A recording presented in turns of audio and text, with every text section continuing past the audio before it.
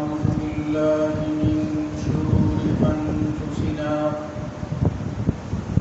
ومن سيئات أعمالنا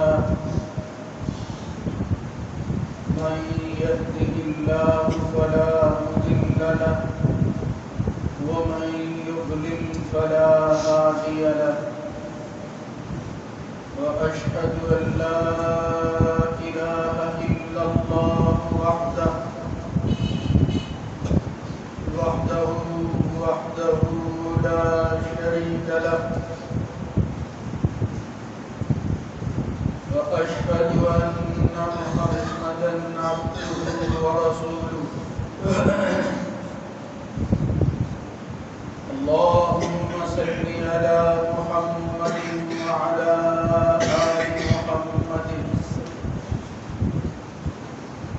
كما صليت على إبراهيم وعلى آل إبراهيم إنك حميد مجيد اللهم بارك على محمد وعلى آل محمد كما باركت على إبراهيم وعلى آل إبراهيم في العالمين إنك حميد مجيد أما بعد فإن خير الحديث كتاب الله وخير الهدى هدى محمد صلى الله عليه وآله وسلم وشر الأمور محدثاتها وكل محدثة بدعة وكل بدعة ضلالة وكل ضلالة في النار رب أعوذ بك من همزات الشياطين من همزه ونفخه ونفثه يا أيها الذين آمنوا اتقوا الله حق تقاته ولا تموتن إلا وأنتم مسلمون يا أيها الناس اتقوا ربكم الذي خلقكم من نفس واحدة وخلق منها زوجها وبث منهما رجالا كثيرا ونساء واتقوا الله الذي تساءلون به والأرحام إن الله كان عليكم رقيبا يا أيها الذين آمنوا اتقوا الله وقولوا قولا سديدا يصلح لكم أعمالكم ويغفر لكم ذنوبكم ومن يطع الله ورسوله فقد فاز فوزا عظيما رب اشرح لي صدري ويسر لي أمري واحلل عقدة من لساني يفقهوا قولي ولا تقف ما ليس لك به علم إن السمع والبصر والفؤاد كل أولئك كان عنه مسؤولا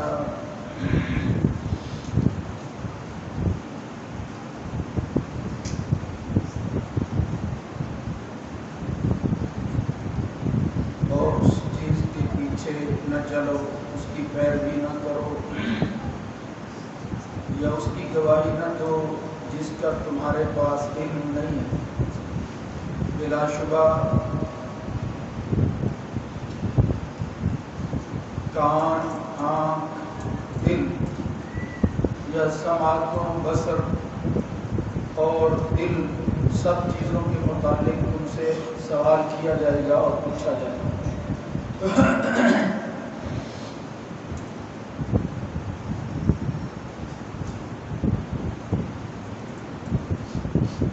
اللہ رب العزت کی حمد و ثنا کے بعد درود و سلام سید الرسل خاتم النبیین جناب محمد الرسول اللہ صلی اللہ علیہ وآلہ وسلم کی حضرات گرامی پر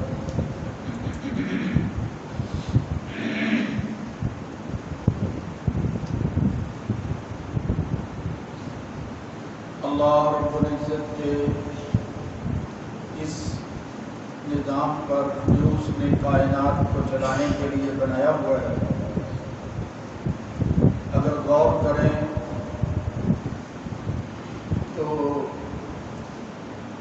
اس نتیجہ پر پہنچے بغیر کوئی اور راستہ ہمارے لیے نہیں رہتا کہ یہ عدل و انصاف پر قائم ہے۔ ہر چیز اپنی جگہ پر ہے، اگر اس کے اندر یہ توازن، اعتدال اور انصاف قائم نہ رہے تو یہ جہان آگے نہیں بڑھ سکتا۔ لہذا انسان کو بالخصوص اپنی زندگی گزارنے کے لیے اور دیگر مخلوقات کو بھی اللہ رب العزت کی جو ہدایت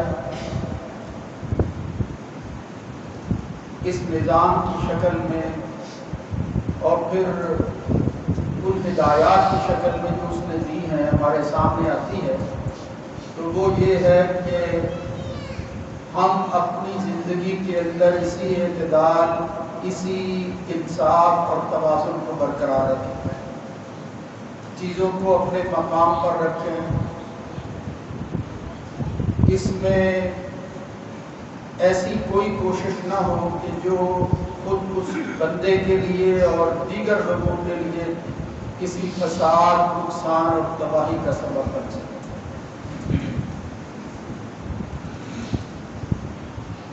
قرآن مجید فرقان حمید میں اس مسئلہ کو دیکھیں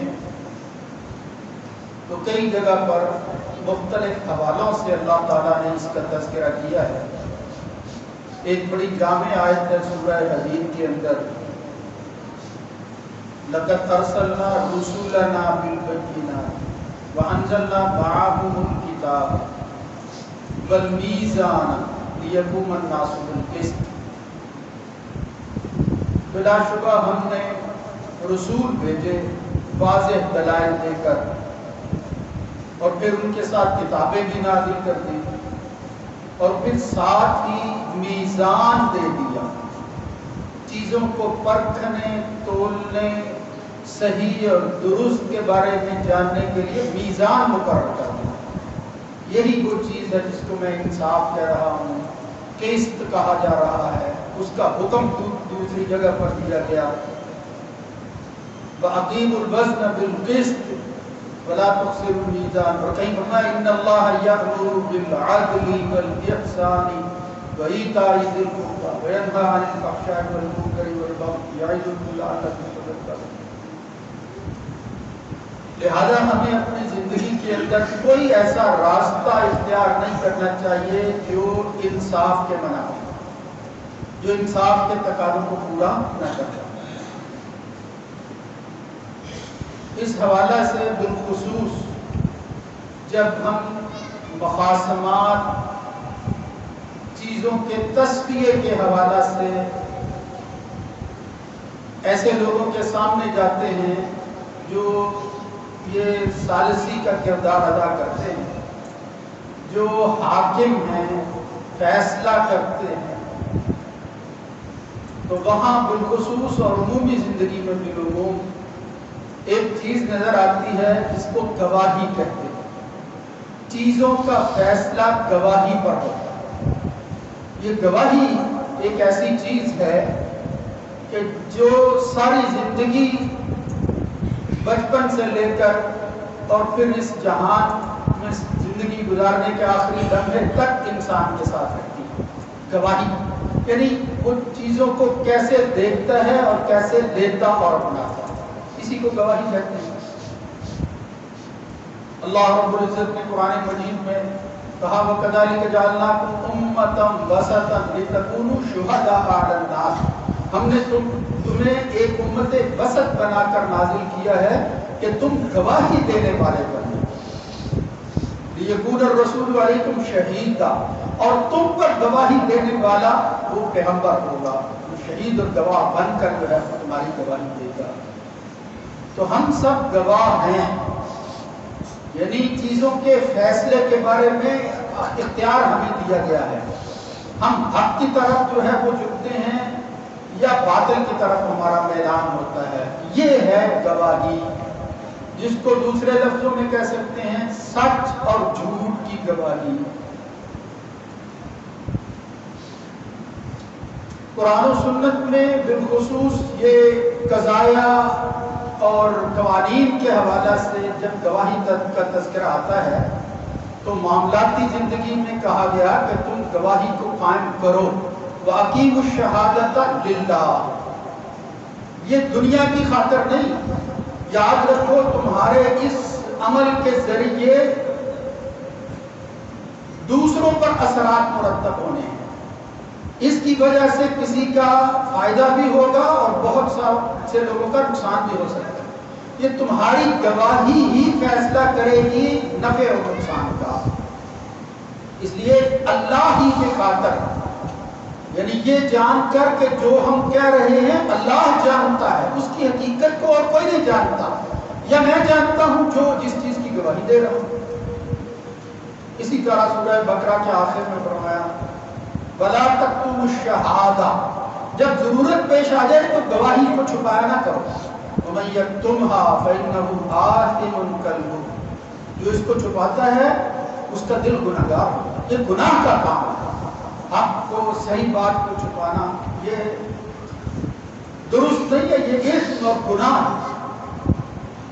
محمد الرسول اللہ صلی اللہ علیہ وسلم نے فرمایا الا انبئکم بخیر الشہداء، میں تمہیں گواہوں میں سے بہترین گواہ کے بارے میں نہ بتاؤں؟ الذی یأتی بشہادتہ قبل ان یسألها، وہ شخص جو گواہی دینے کے لیے بغیر کسی کے مطالبے کے آ جاتا ہے. اس کا کیا مطلب ہے وہ میں عرض کرتا ہوں.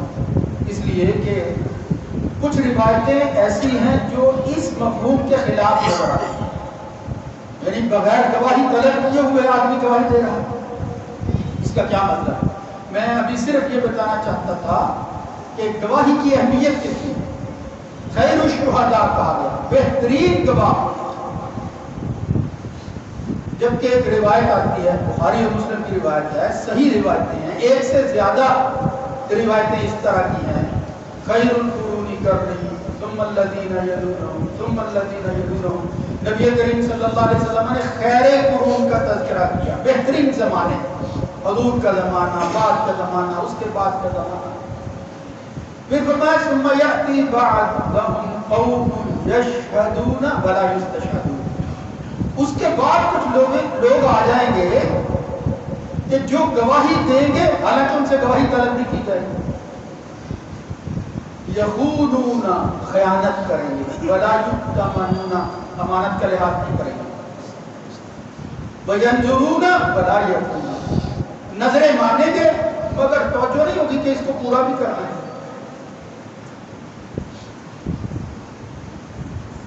ایک دوسری روایت میں یہی الفاظ ہے، خیر امتی کرنی، خیر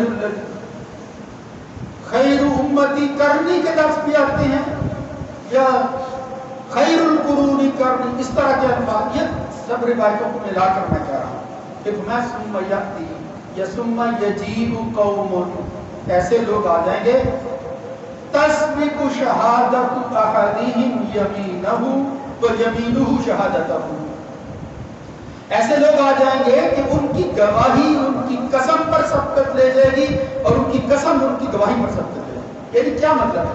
گواہیاں دیں گے، قسمیں اٹھائیں گے، قسم اٹھا کر گواہی دیں گے. تو یہ روایتیں ان میں کوئی تضاد تو نہیں، صحیح روایتیں ہیں، بالکل تضاد نہیں ہے، سمجھنے کی ضرورت ہے. یہ جو پہلی بات کہی گئی کہ بہترین ہے وہ لوگ یا بہترین ہے وہ گواہ جو بغیر کسی کی گواہی کے گواہی دیتا ہے، یہ کب ہے؟ ایسی صورت کے اندر ایک آدمی بیچارہ اپنے مسئلے کو ثابت نہیں کر سکتا، ہے وہ سچا، لیکن اس کی اس سچائی پر شہادت دینے والا کوئی نہیں، اس کو بھی نہیں پتا کہ اس کے متعلق جو ہے کوئی جانتا بھی ہے کہ نہیں. پھر ایک آدمی اٹھتا ہے، وہ کہتا ہے کہ میں نے یہ کام ہوتے ہوئے دیکھا، اس کام کی حقیقت یہ ہے، یہ حق فلاں کا بنتا ہے، کسی کو پتہ نہیں تھا۔ وہ شخص جب اٹھ کر بغیر کسی کے بتائے ہوئے، اس لیے کہ کسی کو پتہ ہی نہیں، وہ پھر گواہی دیتا ہے اور پھر اس کی گواہی پر فیصلہ ہوتا ہے، اور جو حقدار ہے حق اس کو ملتا ہے، انصاف کے تقاضے پورے ہوتے ہیں۔ تو اس کے متعلق فرمایا الا انبئکم بخیر الشہداء، یہ بہترین گواہ ہے الذی یأتی بشہادتہ، جو گواہی لے کر آ جاتا ہے، چھپاتا نہیں، اسے پتا ہے حقیقت حال کیا ہے، تو یہ بہترین گواہ۔ لیکن وہ لوگ جن کے متعلق کہا گیا، مطلب یہ ہے کہ ایسے لوگ آ جائیں گے کہ جن کی گواہیوں کی ضرورت نہیں پیش آئے گی، جن کی قسمیں اٹھانا اور پھر قسموں کے ذریعے بات جو ہے وہ کسی نتیجے پر پہنچانا، اس کی ضرورت نہیں ہوگی، بلا ضرورت یا ناحق ایسے لوگوں کے حوالے سے گواہیاں دیں گے جو حق پر نہیں ہوں، جھوٹی گواہی دیں گے، جھوٹی گواہی۔ تو ان کے متعلق یہ مذمت جو ہے وہ ان کے متعلق فرمائی۔ جس طرح ایک دوسری روایت میں نبی کریم صلی اللہ علیہ وسلم قیامت کی علامات بیان فرما رہے تھے کہ ان بین یدی الساعۃ فلاں کام ہوگا، فلاں کام ہوگا، اس میں سے ایک فرمایا شہادت الزور و کتمان الحق، لوگ حق کو چھپائیں گے اور جھوٹی گواہیاں دیں گے۔ یہ پھر سمجھو اب قیامت، اب یہ جہان باقی رہنے کے قابل نہیں رہا۔ تو اس سے معلوم ہوتا ہے کہ گواہی دینا، اپنے اس عمل کو کسی کے فائدے کے لیے جاری کرنا، صحیح بات کرنا، حق کا ساتھ دینا، باطل کی مخالفت کرنا، یہ مسلمان کا فرض ہے، یہ ذمہ داری ہے، یہ بہت اچھا کام ہے اور اس کام کے کرنے میں اس کو پسو پیش نہیں کرنا چاہیے۔ لیکن بلا وجہ عدالتوں کے اندر اور اپنی آمدنی کا ذریعہ یہ بنا لینا کہ میں گواہ ہوں، کوئی گواہی میرے حق میں یا میں گواہی کے قابل ہوں یا نہیں، قطع نظر اس سے، یعنی میں نے وہ واقعہ دیکھا ہے یا نہیں، لیکن میں گواہی دینے کے لیے حاضر ہوں، پیسے لینا اور پھر گواہی دینا، پیسے لے کر وہ فیصلہ کرنا جس کے متعلق وَلَا تَقْفُ مَا لَيْسَ لَكَ بِهِ عِلْمٌ، تمہیں علم ہی نہیں ہے اور تم کیا سمجھتے ہو تمہاری اس زبان کی حرکت سے، تمہارے اس فیصلے سے کوئی کسی پر جس طرح کے چاہے اثرات جو ہے وہ مرتب ہو جائیں، تمہیں کوئی فرق نہیں پڑتا۔ ان السمع والبصر والفؤاد كل اولئک کان عنہ مسؤولا، تمہیں جاننا چاہیے کہ یہ تمہارے اعضاء جو ہیں، ان سے کیے ہوئے اعمال، یہ ان کے تم جواب دے۔ اور پھر ایک وقت آئے گا یشہد علیہم سمعهم وابصارهم وجلودهم بما كانوا يعملون، جو کچھ وہ کرتے رہے ان کے اعضاء ان کی گواہی دیں گے۔ وقالوا لجلودهم لما شهدتم علينا، اور وہ پھر اپنے چمڑوں اور جلدوں سے کہیں گے تم نے یہ کیسی گواہی دی، تم کیسے بول پڑے؟ قالوا انطقنا الله الذي انطق كل شيء، آج ہم نے گواہی دی اور ہمیں اس نے بلایا ہے جو ہر چیز کو بلاتا ہے، انطق كل شيء وهو خلقكم اول مرة وإليه ترجعون وما كنتم تستترون ان يشهد عليكم سمعكم ولا أبصاركم، اور تم چھپ نہیں سکتے، تم کسی بات سے چھپو گے نہیں، اس جہان میں چھپ جاؤ گے، دھوکہ دے کر وقت گزار لو گے، لیکن ایک وقت تو آئے گا، پھر وہ وقت بڑا مشکل ہوگا۔ یہاں تو شاید کچھ تلافی ہو سکے، وہاں پھر تلافی نہیں ہوگی، وہاں نقصان ہی نقصان ہوگا۔ لہذا اپنے اس عمل کے ذریعے سوچ لو کہ کیا اثرات مرتب ہوتے ہیں خود اس کی ذات پر اور دوسروں پر، اس کی وجہ سے فائدے اور نقصانات کو ذہن میں رکھو۔ محمد الرسول اللہ صلی اللہ علیہ وسلم نے اس کی بڑی تاکید کی ہے۔ اور پھر یہ جھوٹی گواہی دینا، بالخصوص جھوٹ بولنا ہی اتنا بڑا گناہ ہے۔ فإن الكذب يهدي إلى الفجور، یہ ایاکم والکذب، حضور نے فرمایا بچو لوگوں جھوٹ نہ بولنا، جھوٹ نہ بولنا، اس لیے کیوں کہ جھوٹوں پر اللہ کی لعنت برستی ہے، یعنی جو عمل اتنا کبھی اور شنیع ہو کہ اس کی وجہ سے اللہ کی پھٹکار جو ہے وہ نازل ہوتی ہو بندے پر، فنجعل لعنت اللہ علی الکاذبین، جھوٹوں پر جو ہے وہ اللہ لعنت کرتا، بچنا چاہیے جھوٹ سے۔ ایاکم والکذب فإن الكذب يهدي إلى الفجور، یہ بنیاد ہے، اس کے ذریعے پھر گناہوں کا دروازہ کھلتا ہے، اس جھوٹ کے ذریعے۔ وَإِنَّ الْفُجُورَ يَهْدِي إِلَى النَّارِ. اور پھر یہی گناہ انسان کو جہنم کی آگ کی طرف لے جاتے ہیں. بندہ جھوٹ بولتا رہتا ہے یہاں تک کہ وہ پھر جھوٹا نہیں بلکہ کذاب، ایسا جو ہر وقت جھوٹ بولتا ہے، کذاب یعنی مبالغے کی حد تک جھوٹ بولنے والا وہ بن جاتا ہے. اسے نہیں پھر پتا. بچو، فرمایا ایاکم بالکذب علیکم بالصدق، سچائی کو اپناؤ اور جھوٹ سے بچو، اپنے آپ کو بچا کر رکھو. یہ تو عام جھوٹ کی بات ہے، چہ جائے کہ اس کے اثرات مرتب ہو دوسروں پر، حق اور باطل کا فیصلہ ہوتا ہو، کسی کا حق مارا جاتا ہو، کسی کا حق چھینا جاتا ہو، یا آپ کی گواہی کے ذریعے کسی کو حق ملتا ہو. کتنی بڑی اہم بات ہے، لیکن آپ جھوٹ بول رہے ہیں. ترمذی، بخاری، مسلم میں روایتیں آتی ہیں. فرماتے ہیں صحابی نبی کریم صلی اللہ علیہ وسلم نے فرمایا، آپ جو ہے وہ بیان کر رہے تھے بڑے گناہ کون سے ہو. الا انبئکم باکبر الکبائر، بڑے گناہ، کبیرہ گناہ جسے کہتے ہیں. الاشراک باللہ، اللہ کے ساتھ شرک کرنا، حقوق الوالدین، والدین کی نافرمانی کرنا، قتل النفس التي حرم اللہ الا بالحق، کسی جان کو مار دینا. ذرا اندازہ کریں ان گناہوں. اور پھر ساتھ ہی کہا وشہادت الزور وقول الزور. وکان النبی صلی اللہ علیہ وسلم جالسا، حضور بیٹھے ہوئے تھے متکئ ٹیک لگا کر، سیدھے ہو گئے، آپ جو ہے وہ الرٹ ہو گئے، اور پھر بار بار کہہ رہے تھے الا وشہادت الزور، شہادت الزور، لوگوں بچو، جھوٹی گواہی سے بچ جاؤ، جھوٹی گواہی نہ دینا. فما زال یکررها، 1 2 3 اتنی بار حضور نے یہ کلمہ دہرایا. صحابی کہتے ہیں بار بار جب حضور یہ بات کر رہے تھے ہم گھبرا گئے. حتیٰ قلنا لیتہ سکتا، ہم کہنے لگے یار کاش یار اللہ کے رسول خاموش ہو جائیں، اللہ کے رسول خاموش ہو جائیں. کیا ہو گیا ہے آخر اس لفظ پر، اس بات پر کہ جھوٹی گواہی اتنی ہی نقصان دہ ہے کہ اللہ کے رسول جو ہے وہ اس کو دہرائی جا رہے ہیں، اس کا تکرار ہی کیے جا رہے ہیں. اللہ کے بندے ہوتے ہی وہ ہیں والذین لا یشهدون الزور، وہ جھوٹ کی گواہی نہیں دیتے.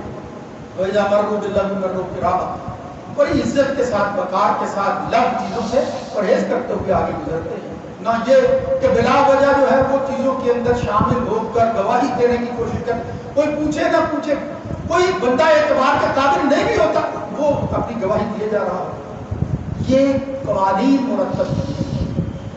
یہاں تک آپ اندازہ کریں، نبی کریم صلی اللہ علیہ وسلم کی صحیح حدیث ہے، فرمایا اگر کوئی بدوی ہے، گوار ہے، دیہاتی ہے، جسے معاملات کا پتہ نہیں ہے، لا تجوز شہادت بدوی علی صاحب قریۃ، وہ بستی والے شہری لوگوں کی گواہی نہ دیتا پھر.